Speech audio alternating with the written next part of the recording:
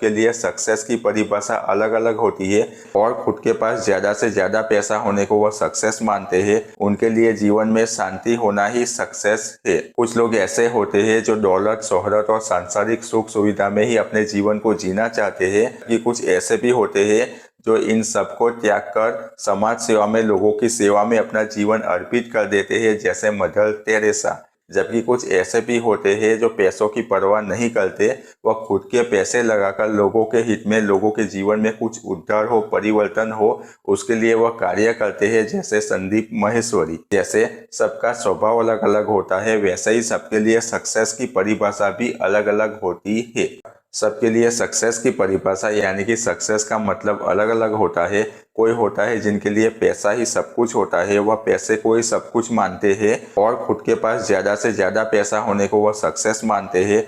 जबकि कुछ ऐसे भी होते हैं जो पैसे को इतना महत्व नहीं देते, लेकिन जीवन में शांति को महत्व देते हैं। उनके लिए जीवन में शांति होना ही सक्सेस है।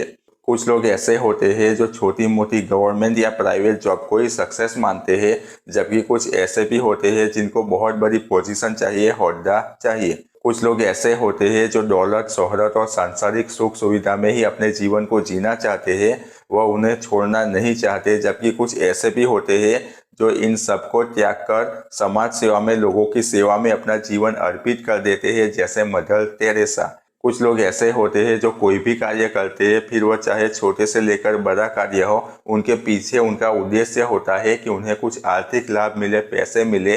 जबकि कुछ ऐसे भी होते हैं जो पैसों की परवाह नहीं करते, वह खुद के पैसे लगाकर लोगों के हित में, लोगों के जीवन में कुछ उद्धार हो, परिवर्तन हो, उसके लिए वह कार्य करते हैं, जैसे संदीप माहेश्वरी।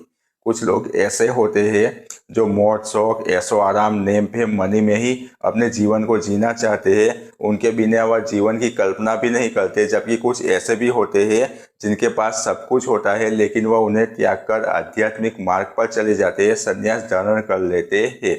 कहने का मतलब यह है कि सबके लिए सक्सेस की परिभाषा अलग अलग होती है। किसी के लिए कुछ और होता है तो दूसरे के लिए कुछ और होता है।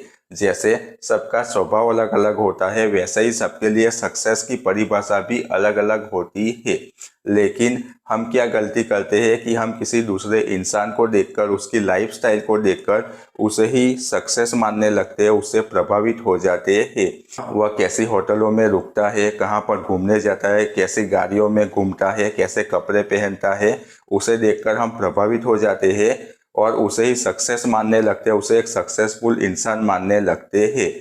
हम उसके बाहरी जीवन को देखकर ही प्रभावित हो जाते हैं, फिर भले उसके आंतरिक जीवन की वाट लगी पड़ी हो, उसके ना तो किसी के साथ रिलेशन अच्छे हो, ना उसका शरीर अच्छा हो, उसके शरीर में ढेर सारी बीमारियां हो, वह काफ़ी प्रेशर में जी रहा हो, लेकिन हम उसके बाहरी जीवन से ही प्रभावित हो जाते हैं और उसके जैसा बनने की कोशिश करते हैं। उसके पास जो कुछ भी है वह प्राप्त करने की कोशिश में हम लग जाते हैं और मान लेते हैं कि हमारे मेहनत की बदौलत हम प्राप्त कर भी लेते हैं।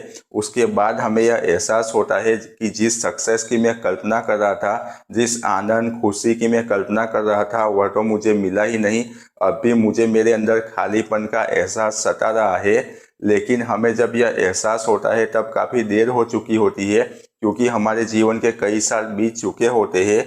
इसलिए यदि आप चाहते हैं कि आपके साथ यह न हो, तो शांति से एक जगह बैठकर अपने जीवन को ऑब्जर्व करें। मतलब कि बचपन से लेकर आज तक, जब से आप समझने लायक हुए हैं, तब से लेकर आज तक का आपका जो जीवन रहा है, उसमें आपको किस कार्य को करने में आनंद मिला है, सुख शांति मिली है, उसे देखिए। जब आप शांति से बैठकर बड़ी बारीकी से अपने जीवन को ऑब्जर्व करेंगे, तब डेफिनेटली आपको अपने सक्सेस की परिभाषा मिल जाएगी, वो आपके लिए सक्सेस होगी। और जब आप उसे प्राप्त करेंगे, उसके बाद आपका जीवन आनंदमय, सुखमय और शांतिपूर्ण हो जाएगा।